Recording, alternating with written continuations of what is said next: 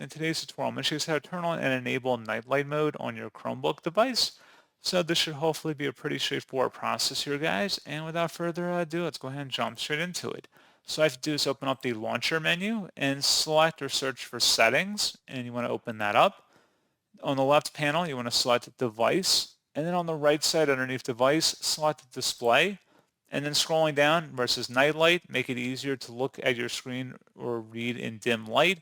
Go ahead and toggle that to the right to enable that, and then you can adjust the color temperature to left or right depending on your preference right here. And that's pretty much it. So as always, thank you guys for watching this brief tutorial. I do hope that was able to help you out, and I do look forward to catching you all in the next tutorial. Goodbye.